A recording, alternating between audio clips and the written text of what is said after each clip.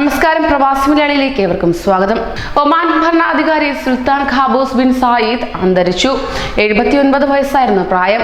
Cancer രോഗബാധിതനായിരുന്നു അദ്ദേഹം.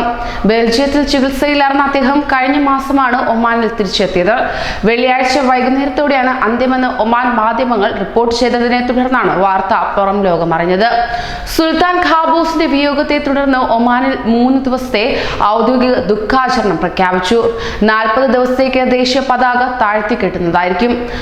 Busaidi രാജവംശത്തിന്റെ 8ാമത്തെ സുൽത്താനായി 1970 ജൂലൈ 23-നാണ് സുൽത്താൻ ഖാബൂസ് ബിൻ സായിദ് അധികാരമേറ്റത്.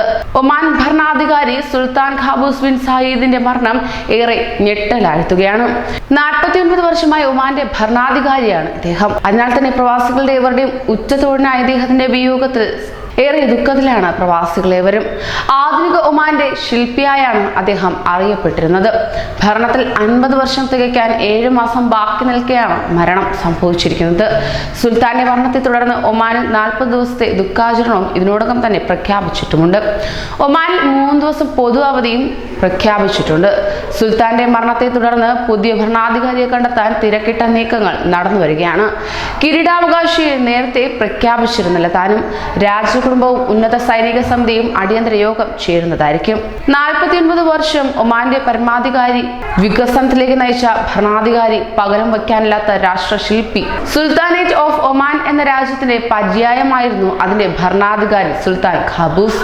49 വർഷം തുടർച്ചയായി രാഷ്ട്രപിതാവ്, പിന്നെ പ്രസിഡന്റ്, പിന്നെ പ്രധാനമന്ത്രി, സൈനിക മേധാവി തുടങ്ങിയ എല്ലാ സുപ്രധാന പദവികളും വഹിച്ച പരമാധികാരി.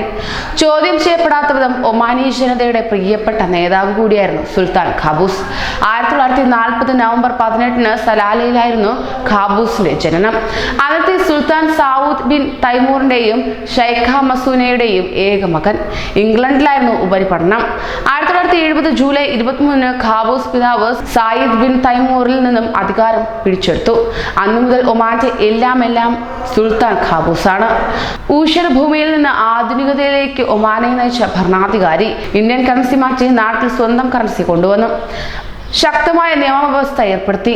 ഗൾഫിലെ ഏറ്റവും വലിയ 2ാമത്തെ രാജ്യത്ത് ഓരോ ഗ്രാമത്തിലും വൈദ്യുതിയും വെള്ളവും ആരോഗ്യവും വിദ്യാഭ്യാസവും എത്തിച്ചു.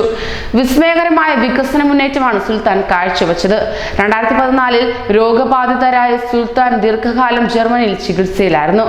അർബുദ രോഗബാധ സ്ഥിരീകരിച്ച ശേഷം കഴിഞ്ഞ ഡിസംബർ 14-ലാണ് ഏറ്റവും ഒടുവിൽ ചികിത്സ കഴിഞ്ഞ് മടങ്ങിയെത്തിയത്. മരണം സ്വന്തം മണ്ണിലാവണം എന്നതായിരുന്നു ആഗ്രഹം. അതാണ് നാട്ടിലേക്ക് എത്തിച്ചത് തന്നെ. വിവാഹമോചിതനായ സുൽത്താൻ മക്കളില്ലായിരുന്നു. അതുകൊണ്ട് ഒമാന് പ്രഖ്യാപിത കിരീടാവകാശിയും ഉണ്ടായില്ല. ഒമാനി പൗരന്മാർക്കും ലക്ഷക്കണക്കിന് പ്രവാസികൾക്കും എന്നും സുൽത്താൻ ഖാബൂസിന് പകരം സുൽത്താൻ ഖാബൂസ് മാത്രമായിരുന്നു. അത്തരത്തിൽ ഏറെ നെഞ്ചിലേറ്റിയ വ്യക്തിയാണ്.